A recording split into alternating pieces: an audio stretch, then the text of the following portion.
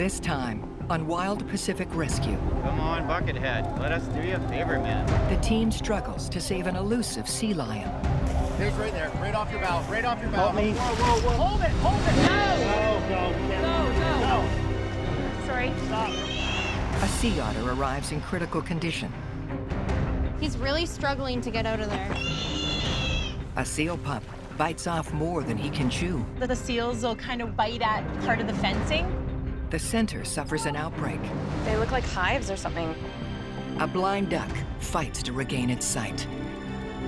They're pretty significant.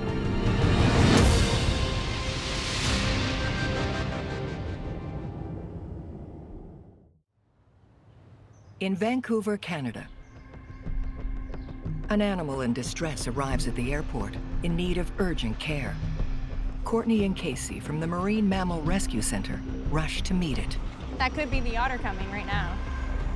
It's an adult male sea otter picked up in Tofino on Vancouver Island. A kayaker found him struggling to move and immediately notified the center. It sounds pretty bright, so I think we should just transport it in the kennel it came in. Sea otters can produce at least 9 distinct vocalizations, expressing a wide range of emotions. This rescue is screeching in confusion. Was it making the sound the whole way on the flight? Okay. We do not want to open the box at the terminal because he's vocalizing. They're a very dangerous animal, and the vocalization is a little concerning. The cause of his weakened condition is unknown.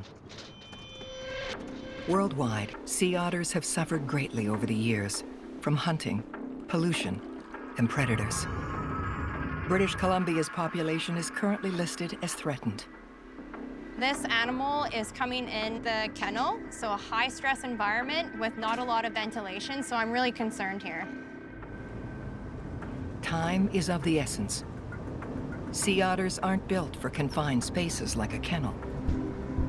Oh, he was so loud at Harbor Air, and now he's so quiet. I'm very anxious about this. They have the thickest fur of any animal, with around 400,000 hairs per square centimeter. They rely on the water to keep them cool. This otter has been in transit for 3 hours now and could be overheating. Okay, you got it? Yep. It's very heavy. Oh, I don't like or lack of noise. Yeah, I agreed. They need to get him out of the kennel and cooled off as fast as possible. I would like to open up that kennel to allow ventilation and just to get a good look overall what he looks like. Oh. He's really struggling to get out of there. Okay, sweetie, we're coming. I feel like he's becoming more and more stressed trying to get out of the crate. Hopefully, we're going to be able to tip the kennel gently to encourage him to come out of there. Slowly backing up. Everybody out. Oh, buddy. Just from a distance, it looks like he's pretty shaky, trembling quite a bit. He's not using his hind end very well. We worry about gunshot wounds. We worry about some other sort of spinal injury, whether that's from a predator or a boat, whatever it may be. This otter needs a full exam by the senior staff. But right now, they're away on a rescue mission. So it's up to Dr. Courtney Pace and veterinary technologist Casey Meikle to stabilize his condition until they return tomorrow. And that starts with making sure the otter isn't in pain. So are you okay with those doses? So Yeah. 250, 250? Yeah. Okay. Grind up the meds and the clam juice. To make it taste as good as possible. Yeah. That'll work. Okay. So we're gonna inject that into the shrimp. It's a really easy way to give it. Shrimp are a mainstay of the sea otter diet. This rescue is more than happy to take his medicine. I want him to eat a lot. He's starving. I'm glad he's eating, though. Oh, honey, little honey. But on finishing his meal, it's clear he's gone from too hot to too cold. Okay, little monkey, let's get you some little heat pads now. We all care about animals as much as possible. We want him to make a good recovery and be able to release him, give him a second chance. Hopefully we can just kind of stabilize him and keep him comfortable overnight.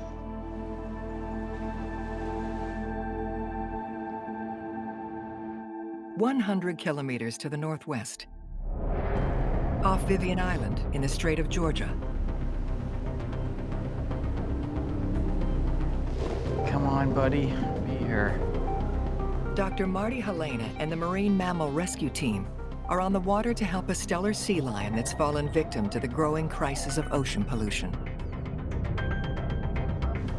Yeah, we've got no eyes on the target on this side yet.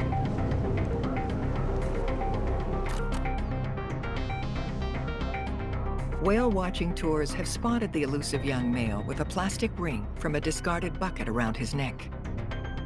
The team has nicknamed him Buckethead. Buckethead is just one example, and a pretty obvious example, of the damage that plastic and our garbage can cause wildlife. Buckethead must have slid his head through it when he was smaller, and now it's growing in there. He can't get it off. It's going to cause damage.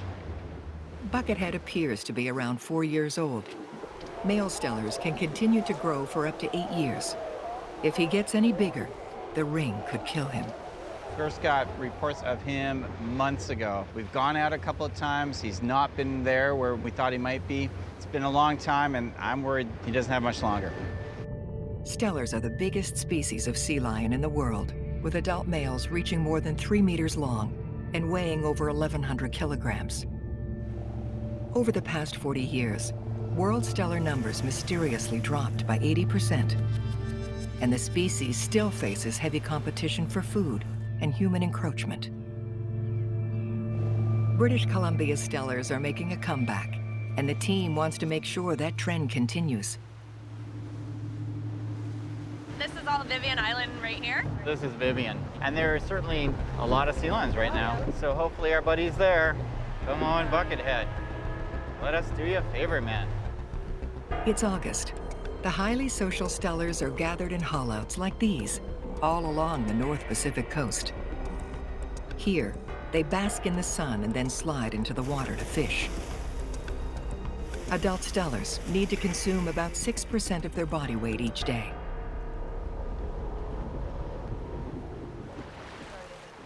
Oh, there's a little guy right here.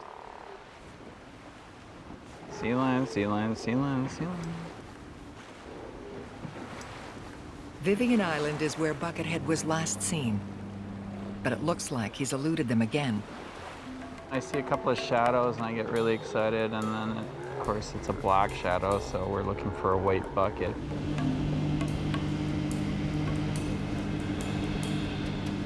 Oh, no, he's not here. Another hour's gone by, hoping that Buckethead has shown up, and he's not here. Getting worried we're not going to see him today. Just as they're about to give up, a call comes in. A Department of Fisheries boat has spotted Buckethead on a different island. Just a sec, I'm putting you on speaker.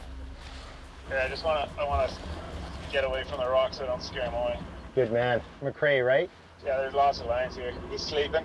He's sleeping. Is he by himself or in a group? No, he's in a group. He is, okay. And Marty's a good shot, so no problem. No pressure, Marty. Thanks, great job. Yeah. Okay, bye. Awesome, let's give that a shot. I'm so excited. This is cool. This is great.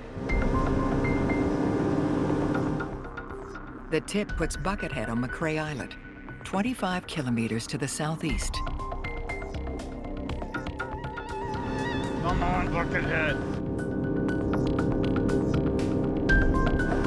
Gotta get some binoculars out.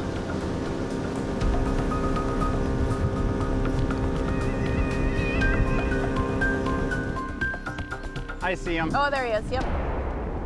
The report doesn't disappoint. But there's a problem. Dr. Marty needs to dart Buckethead with a tranquilizer. But the water around McCrae is choppy. It's getting a little bit rough out here, and we're gonna try and make an attempt from land. If Dr. Marty can take the shot on solid ground, he'll stand a better chance. I'm just seeing the target kind of move around a bit. Get down, Sean. Very quiet. It's got to be quiet. 180 kilograms. 180, yeah. Let's make him up for that. Might be a little bit high, but we have a safe range. The dose is based on Buckethead's estimated weight. It's 0.72 mils. Next up is going to be butorphanol. 0.54. Yep. Just FYI, he's a bit on the move right now. He's kind of moving up the rocks, slightly coming your way.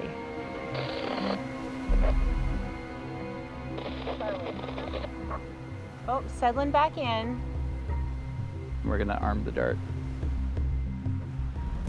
Okay.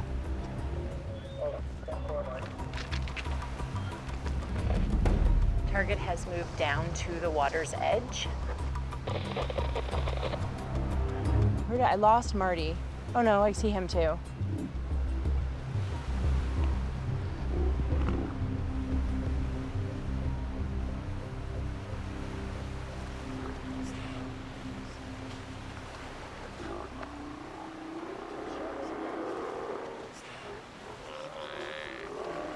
Marty, target has moved down to the water's edge. Dr. Marty needs to get closer to take the shot. But stellars are notoriously skittish and liable to flee at the first sign of any intruder.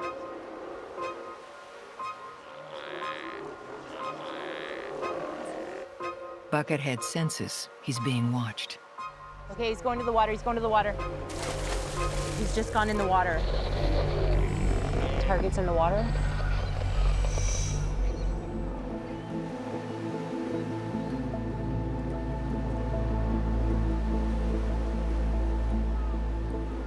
Oh, I hate this. All the animals are spooked now. They know something's up.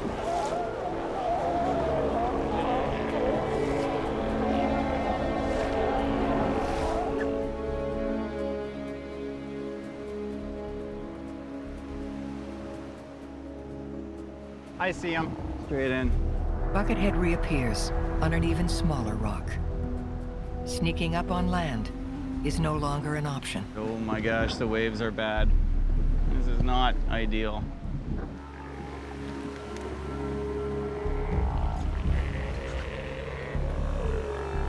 I'm just worried if he goes in the water, like we can't even bring the boats in close, like it's getting pretty rough. If they don't try now, they may not get another chance.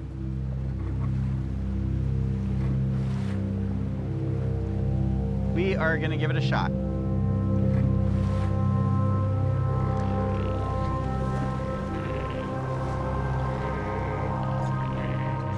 We got a lot of rock.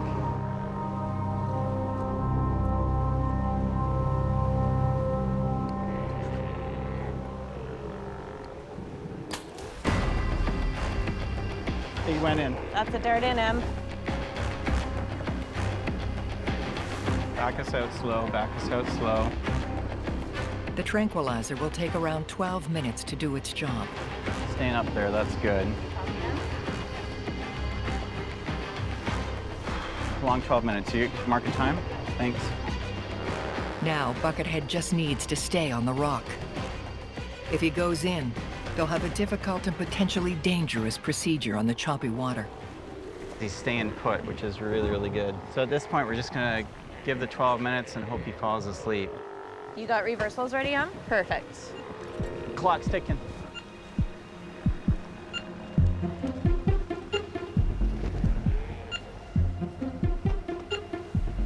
Time goes a little bit slow as you're waiting for the drugs to take effect. Sort of the weird, stressful time. At the 11-minute mark,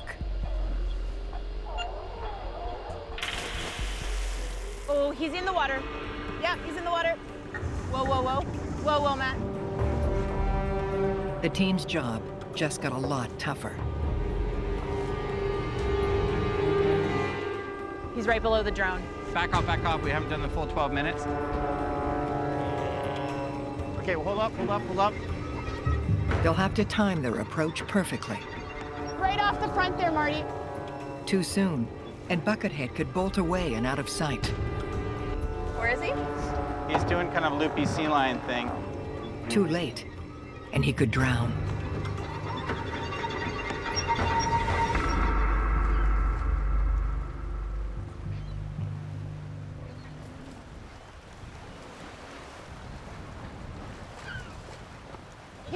off the front there, Marty. Let's go get him. Get the hook ready. He's right here. They need to grab hold of Buckethead before he sinks. The hook, get the hook. Right there. Quickly. You guys are right on top of him. He got him, he got him. Okay, we're gonna go parallel. No, I don't got him, I don't got him. Help me. I got him. Okay, whoa. They got him, they got him. Okay. Whoa, whoa, whoa, whoa, whoa, whoa, whoa. Okay, it might be too rough for two Yeah, boats. I think I'm just it's thinking. too rough. I just have to pull that through. All right, give me handles. Okay, hold on. I need the other handle. Go, go.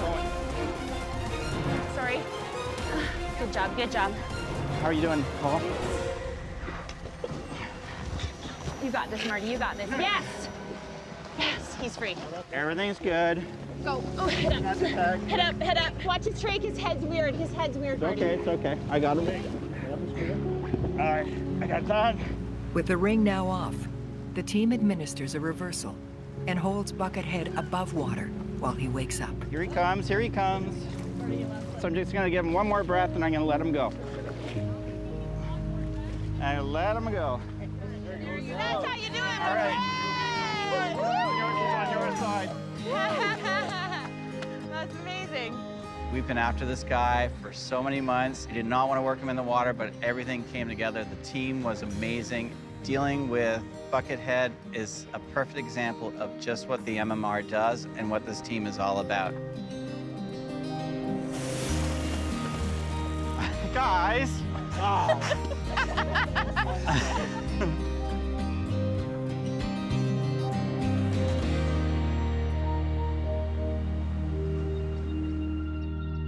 Next morning, at the rescue center, I think this poor guy's got a pretty serious problem. the team gathers to try and solve the mystery of what's ailing the critically ill sea otter they've named Arlo. Blood work came back and indicated really, really high liver enzymes that are associated with damage to liver cells. So that's really, really concerning. The liver plays an essential role in digestion. It also helps process waste and toxins. If Arlo's liver continues to deteriorate, he won't survive. I don't like the neurologic signs, the twitching. Let's move him. 1, 2, 3. Head back. Here? Yeah. Okay, there we go. Hi, friend. Liver and other life-threatening organ problems are common among sea otters living in an increasingly polluted Pacific Ocean. Sewage and fertilizer runoff are present in the shellfish they eat.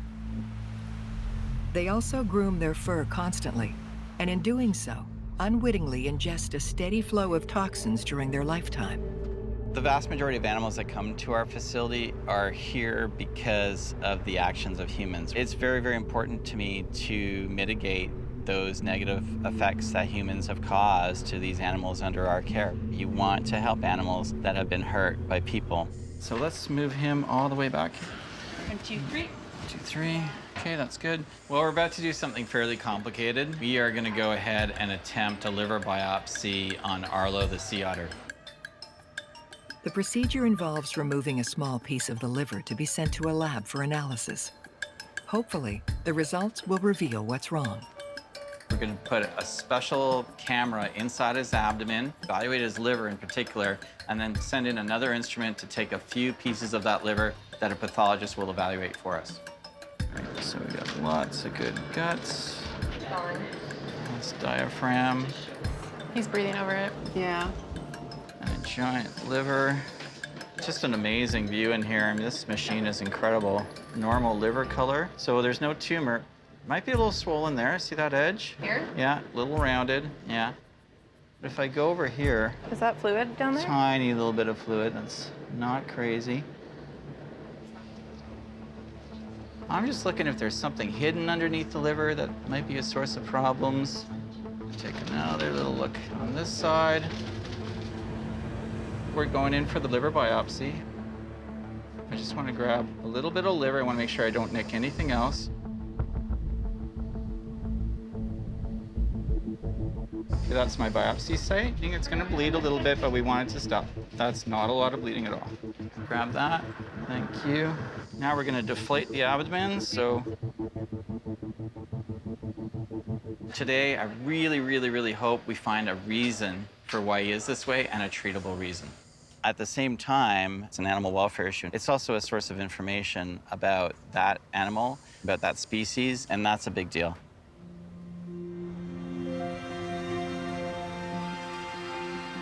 Summer is harbor seal pupping season on the Pacific coast.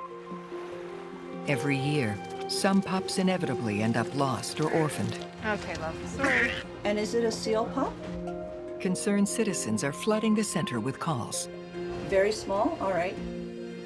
And the staff is dealing with a steady influx of harbor seal pups rescued from British Columbia's beaches.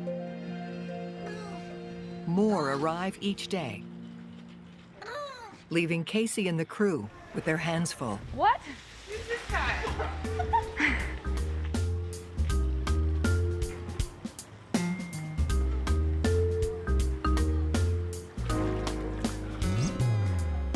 New rescues are placed in quarantine tubs, where they'll stay until they're confirmed to be disease-free. I like the babies. I like watching the progression, like when they come in and they look like a sack of potatoes and they're dehydrated and they're really sick. I like watching them get well and then moving from milk to fish and watching how they learn to grow. It's kind of like being a parent, I guess. Cute seal. He looks like he's gained a bit of weight. Nice. This morning, veterinary technicians Casey Meagle and Sean Cahoon are looking in on the new arrivals. He's good. Oh, you are beautiful. He's very cute. Oh. So yeah, this is Kitschy, so you can kind of see like the weird little papulas. They look like hives or something. I just want to see if they're on the surface or if... 4, 5, 6. About 6 different spots, eh? Maybe 7. Do you see that lesion there? It looks like a very small papule. I actually think that she could be a poxy girl. Agreed. Seal pox causes large, painful lumps that, if left untreated, can be debilitating. It's highly contagious, and the center could now be dealing with an outbreak. Let's take some pictures so that when we do our email later today, we can send them to the doctors. Okay. For now, it's bath time for Kitschy, and a sign on his tub telling everyone to keep their distance.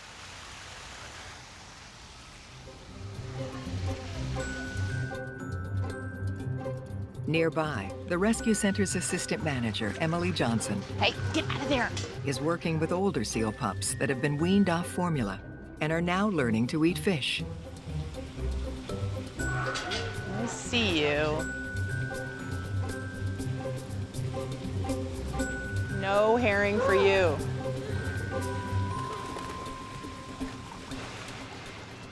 Oh my God, they're such dorks. Every visit with the inquisitive pool pups is an adventure. I was just walking by and I kind of saw the seals playing in the intake pipe where the water was kind of refilling the pool yesterday. And so I thought it was really cute and I thought I would just pop up and take a video of it. And sure enough, just as I start videoing, one of the seals comes to the surface and they've got a long white strip in their mouth. So when he surfaced again, I saw him swallow whatever was in his mouth. So I know that he's ingested that foreign object.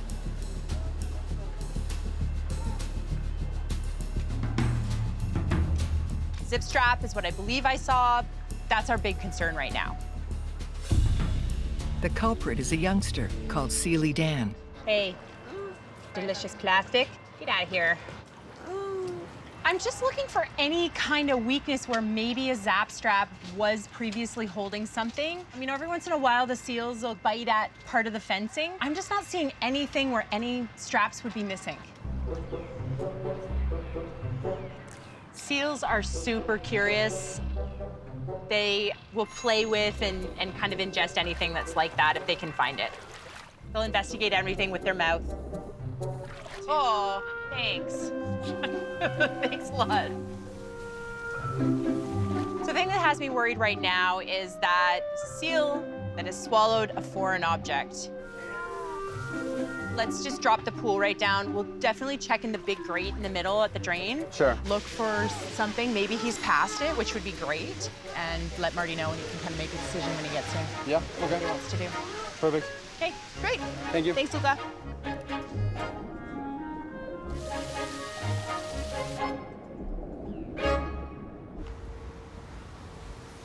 really hoping this animal passed the zap strap, simply because if it hasn't passed by now, that means we're gonna have to do a full anesthetic on this animal. We're gonna have to do a scope to look down and see if we can retrieve whatever he swallowed. It's the moment of truth. The strap is nowhere in sight. For Sealy Dan, it's now an appointment with Dr. Marty and the radiograph to see what's in his stomach.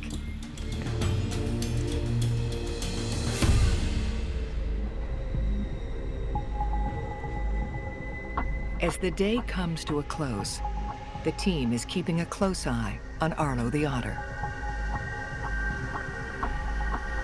I want him to wake up is what I want. Arlo's condition has not improved since his arrival.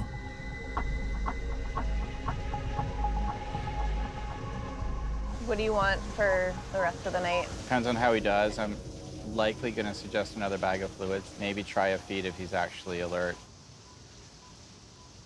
I think we just let him do his thing.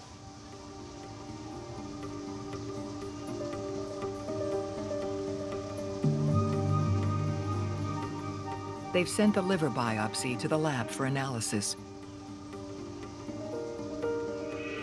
For now, the team can only make sure Arlo is comfortable and hope that he pulls through.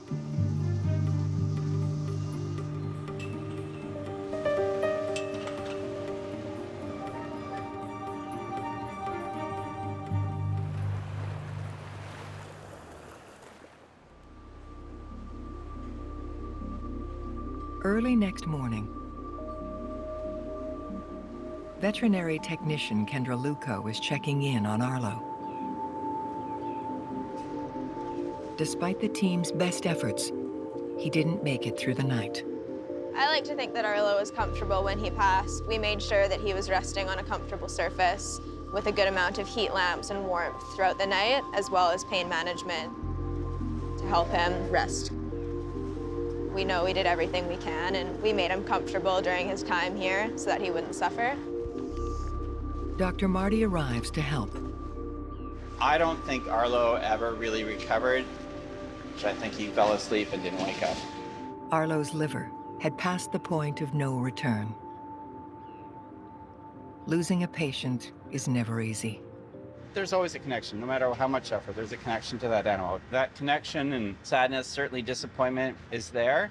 Now we got a whole other job to do to help the next otter and help his species.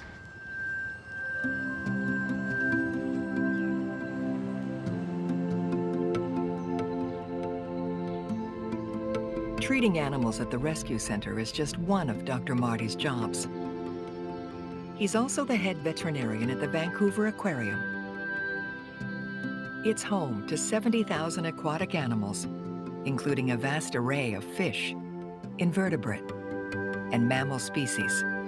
Good morning, Bella. Good girl. Very good. Behind the scenes, the aquarium is an advanced research facility where scientists from all over the world explore animal biology, conservation, and care. Typically, my day starts at the aquarium, taking care of a huge amount of different animals that live at our aquarium. And our folks that take care of animals at the aquarium are really great and totally awesome. Here in the Amazon habitat, aquarium biologist Chelsea Ryan Wrong way. has noticed something's not right with a Brazilian ringed teal named Luke. You're all right. Hey. The ringed teal is a species of duck native to the forests of South America. It's an omnivore that's at home in both trees and water. So for Luke, I'm noticing that he has a bit of cloudiness in one eye, and upon further inspection, it's actually in both eyes. The cloudings are cataracts, a condition that often comes with age. Over time, it can cause blindness.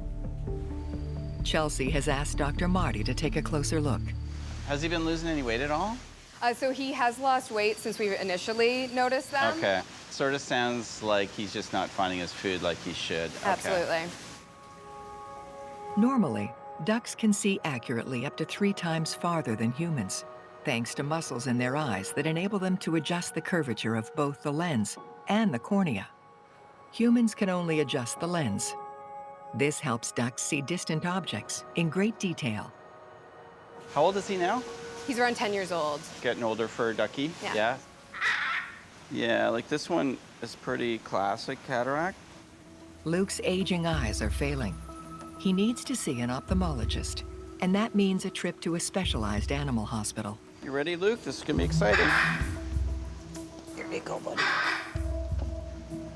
Luke, I am not your father. A blind duck is just not a very happy duck. He can't find his food as well as he needs to. He can't follow the other ducks as well as he wants to. And ducks are really kind of flocky birds. They want to be together. If we don't fix his eyesight, it's just not going to be a very nice life for him. Okay, well, let's get him ready. It's a busy day for Dr. Marty. Back at the rescue center, it's time for Sealy Dan, the harbor seal's x-rays, to find out if he swallowed a plastic strap.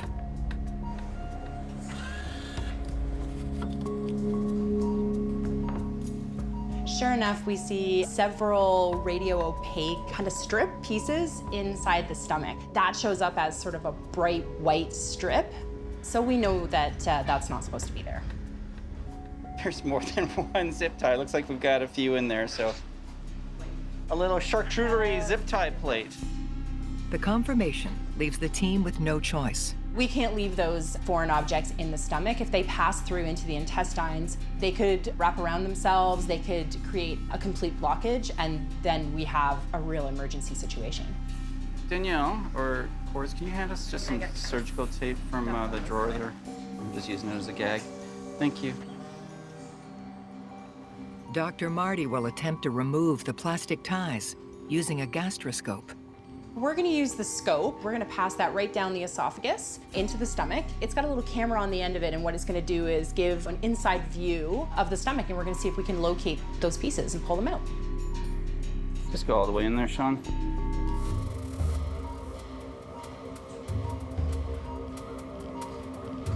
All right, let's pull it back a little bit. Oh, or is it, it's caulking. It's caulking, yeah. Yeah. It's a silicone waterproofing sealant used in the seal pools. Sealy Dan must have torn the strips off and mistook them for food. Okie dokie. Give me a little extension there. Sean controls a tiny wire claw at the end of the scope. All right, Sean, do your best. She'll use it to grab hold of the first piece. Okay, not too tight. Okay. She has to be careful not to clamp down on the interior of Sealy Dan's stomach and risk puncturing its lining. And let's pull it out. Everybody ready? And you want to extend. Thank you. One. Interesting. Breathing. The tube. One by one, Dr. Marty and Sean remove the strips. More caulking. And hopefully one last time, right? All right, so this will be tricky. Oh my gosh, look at it. All right, let's come on back a wee bit. The last piece is proving difficult to reach. We might have to turn them, unfortunately. Okay, so let's try left side down. All right, Sean, I'm gonna get you to do pulling and pushing. Come on out for a sec, let's just get oriented. Okay, keep going. All the way in. Come on back a little bit. Okay, we're good. All right, let's try this again. Ready? Yep. There it is. Yep. Whoa, Nelly. I think that's the last one. All right, we'll do one quick x-ray, you guys.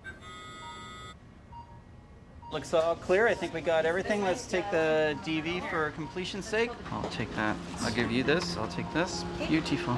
I just want to feel air moving. Now watch the magic. Yeah. Yep. We just pulled out 5 pieces of pool caulking from the stomach of Sealy Dan. I was pretty sure it was zap straps. We got out all of those foreign objects from the stomach. Nothing had passed through into the intestines, and Sealy Dan's next job is just to eat a lot of fish, fatten up, and get ready for the wild. While he does that, the team gets started on fixing the pool to make sure its next occupants stick to the rescue center's all-fish menu. Do you think it's the seagull picking apart the pool? Definitely not. Nearby, seal pox patients Kitschy and Biggs have been put together in their own pool, separate from the rest of the rescue center's harbor seals. We're putting Kitschy and Biggs in together because they both have pox. Well, there's really no solution to the pox problem because it is a virus, so what it just needs to do is run its course. Both seals have been weaned off formula and are now learning to eat fish. But their pox virus isn't going away. In fact, it's getting worse. It's preventing them from being able to go into a larger pool system with other seals. The big pools are where the center seals learn to compete for food. It's the final step before being cleared for return to the wild. If Kitschy and Biggs can't be allowed in the big pool, they can't be released. So I've just noticed a big change in them over the last couple days since I saw them last. Every year, a few of these guys come down with seal pox virus. Seals in the wild get it. They spread it amongst themselves. That's a normal virus for them to get. They just developed an immune response over time, and things go away. Just a little bit worried for secondary infections by bacteria or fungus. In this case, most likely a bacteria. That makes things a little more complicated. It means that that infection can spread to the rest of the skin, going someplace around the mouth, developing a lot of lesions, interfering with, the ability to eat, making them sore, or around the eyes and not being able to see. So I just want to nip that in the bud while I still can. Yeah, I think it's time for the antibiotics. Okay, and you want them for both? I hate giving these things antibiotics. These things are supposed to be going out in the wild, but really need them. I think we go for it. And totally isolated, right? When nobody else is in and out. No. You guys have got your gloves and all that stuff when you're dealing with these guys. Oh, yeah. And no other cases anywhere, right? Not yet. They're actually in a good enclosure for that because the water is just constantly flushing. We don't want any other seals having this because it's probably going to prolong their stay here, which we really don't want. It's possible for a seal to become habituated if they've been here for too long, and that means they get a little too used to humans being a source of food for them. So I don't want anyone else catching it. It's all about contagion control, isolation, different staff, different gloves, different instruments. Real mind on not spreading that around.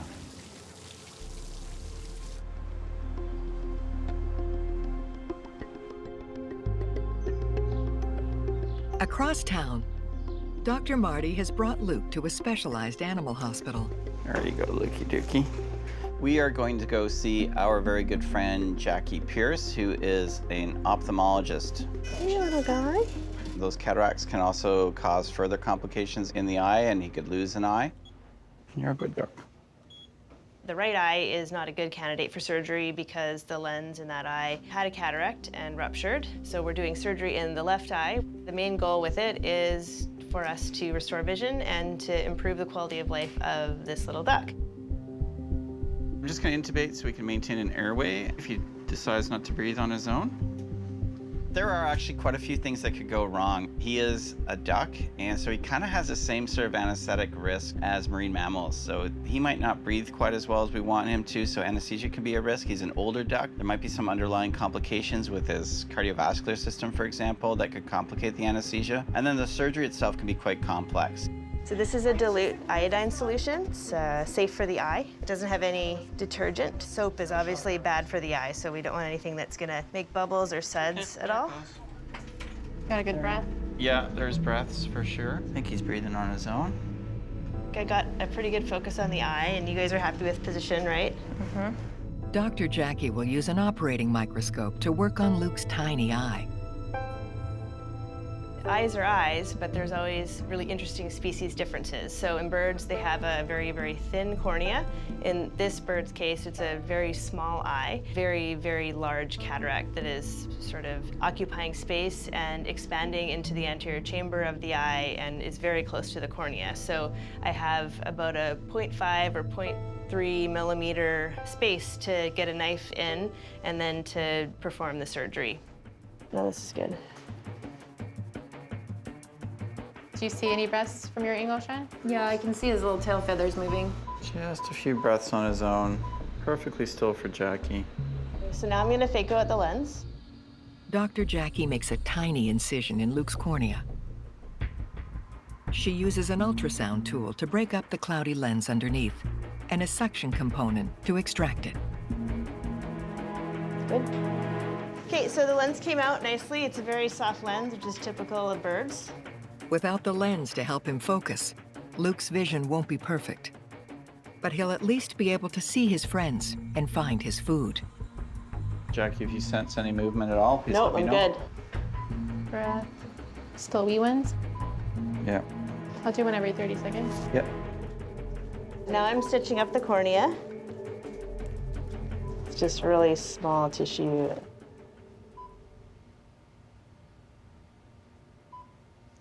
Okay, we can wake him up now. Okay. 4 sutures in there, and I think it's pretty stable. Okay, we got really good breaths now. I think he's through the painful episode now, so the goal is just to keep the other eye comfortable with possibly some topical medications, but he's doing fine. What are you doing, ducky? That's awake ducky, a little swallow, ducky duck. Oh, no, it says I'm awake. I think the best thing about the surgery for me is seeing the bird wake up and to notice that he was displaying associated behavior. That told me that the surgery was a success. Hi, what happened? I'm gonna warm up your little feet, okay? It's very likely that he will go on to have improved quality of life. Check it out, Jackie. He's looking at it. Yeah, it's he awesome. He really is. He hasn't been doing that in a long time. Oh, that's yeah. the look. When you get his attention, then he like leads He's with that looking side. with that eye. Yeah, yeah. Yep.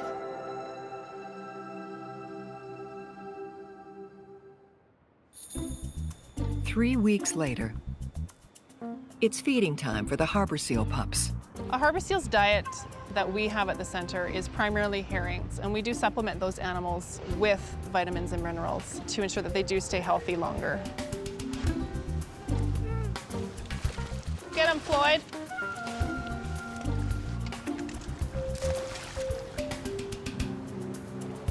An uninvited guest drops in.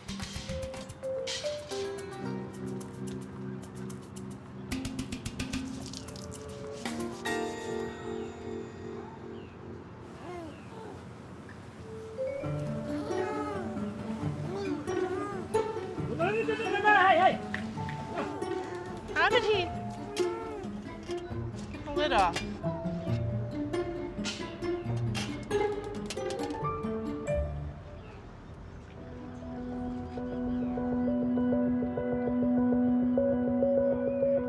It's been 3 weeks since Dr. Marty prescribed antibiotics for Kitchy and Biggs to battle secondary infections from their pox virus. Lindsay and Casey are checking on their progress. Hi, guys. Wow. Kitchy and Biggs are back on track for release. I haven't seen them for a couple days, so it's amazing the difference. You guys, so good. I love it. Yeah, so both of their pox lesions have flattened out completely. There's no more inflammation around the area. It didn't really spread too far, which we're super lucky that that didn't happen. And the antibiotics really cleared that up. They're so ready for a big pool. Yeah, so Marty saw these guys last week, and he said that we could move them if they were doing well, graduate them into a larger pool. Yeah, no, that's good, especially for Biggs. I mean, they're both huge. Being in this pool together, they've certainly put on the pounds, so. Yeah, a lot of That's pounds. always a given that they're doing well. What's their weight? Biggs is over 20 kilograms, and Kitchy is like 19.45 or something. It's time for a big pool. Do Biggs first. Do you even fit in here, mister? Oh my goodness. Both of these guys have gained tons of weight since they've been in that pool, and that's great. That's exactly what we want to see in a marine mammal. Oh, God. I know. Hello, lovely. Hello. Oh, that's a good little pup.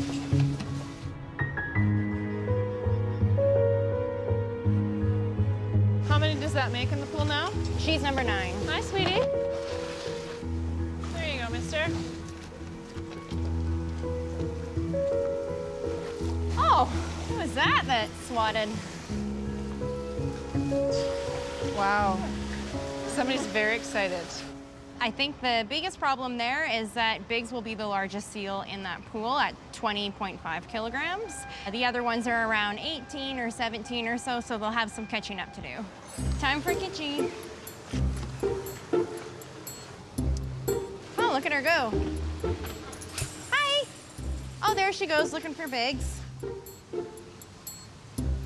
Oh, that's a cute seal. Kitchi keeps her distance while the other pups suss out the new big kid in the pool. Not even a friend. It's okay, Biggs.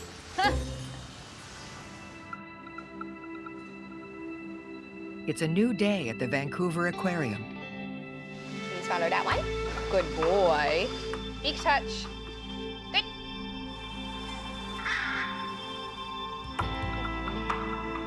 Dr. Marty returns to the Amazon habitat to check on Luke's progress after his cataract surgery. How is Luke doing?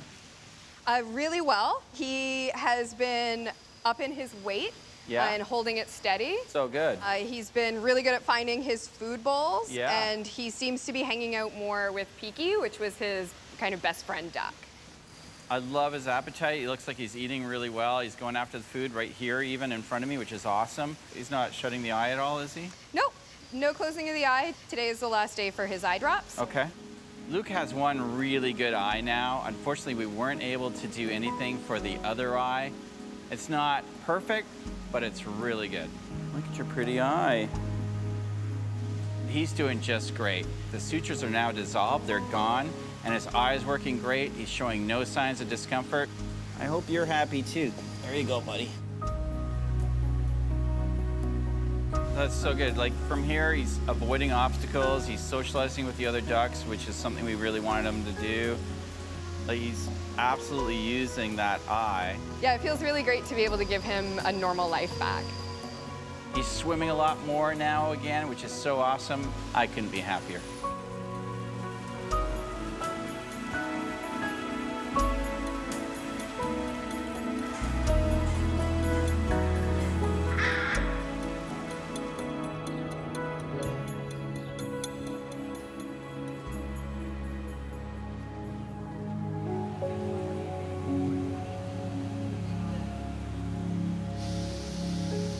I'm glad that Biggs and Kitchi made it through it all. Yeah.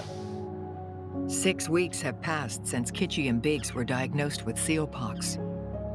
Today, they're all clear, and they've had plenty of time to compete for fish and put on the weight they'll need to sustain them while they learn to hunt in the wild.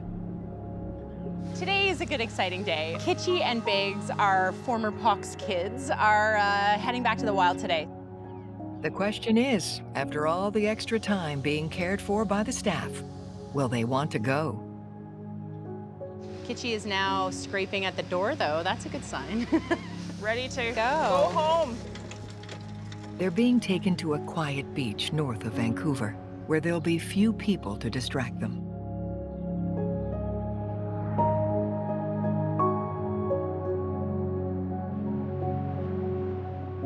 Release days are always awesome. A real sense of accomplishment for not only the staff and myself, but for our volunteers who put in lots and lots of hours. Biggs, you're big. Rehabbing these seal pups, it's our mission, and it's always wonderful to see them go back to the wild. Come on, Kitch.